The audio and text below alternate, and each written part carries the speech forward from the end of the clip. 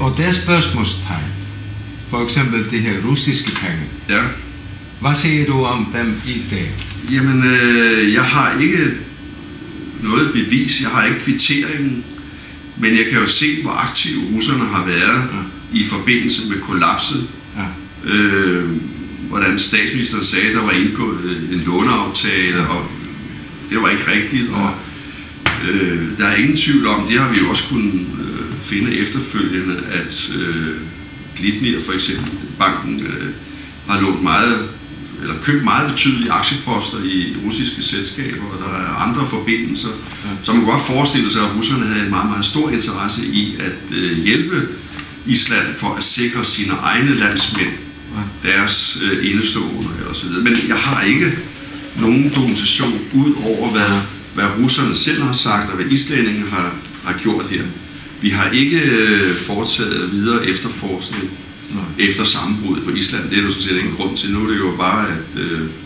Nu er det måske grund til at jamen, det regner med, at det kommer frem på et tidspunkt selv. Så jeg har ikke beviser på det, og kan ikke udtale mig om det. Men I snakker jo meget om Bjørgulv og hans søn i den her serie. Og deres hurtige vej til formue i Sankt Petersburg. Ja, lige præcis, Og du ved måske også, at nogle af deres konkurrenter blev slået ihjel og silenceret. Imens at deres forretning blomstrede og blev så solgt til Heineken. Lige præcis, for et eller andet 5 milliarder. Ja, det har vi også beskrevet, også disse mord og drab og penge og så videre. Men er det en myte, eller hvad tror du, efter 6 måneders researcharbejde, er det noget bagved det historie? Eller er det bare sludder, eller hvad snakker vi om? Altså det vi skriver her, det er jo, at når du handler med russerne på det her tidspunkt, så er det jo fordi, du har gode forbindelser.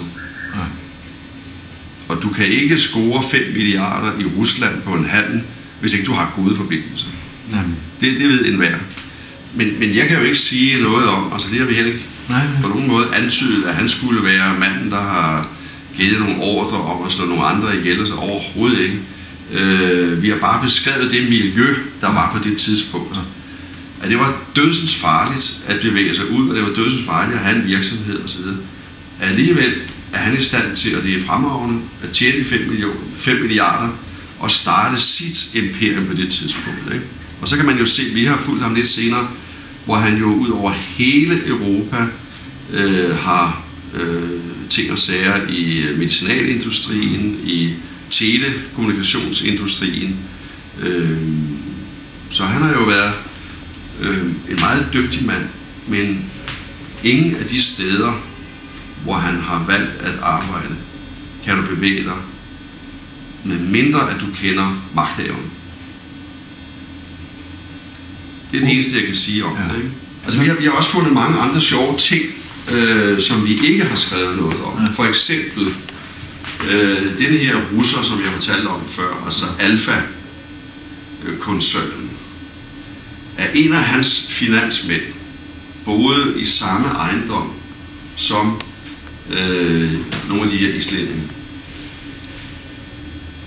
Jamen, der er så mange tilfældigheder, hvor man kan sige, det var da underligt det, og underligt det, og underligt det.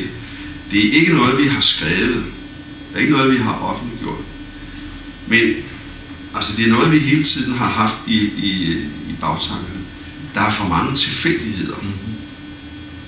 Men da vi ikke kunne hverken dokumentere det, eller bevise, at der var forbindelser, selvom man boede dør om dør i London på hver sin etage. Altså, at Alfas finansmand sidder i samme bygning som en af de her islændinge, er jo meget, meget interessant. Og det har været mange gange, hvor vi har fundet sådan noget, men vi har ikke skrevet det. Fordi vi vil holde os til det, vi kunne dokumentere.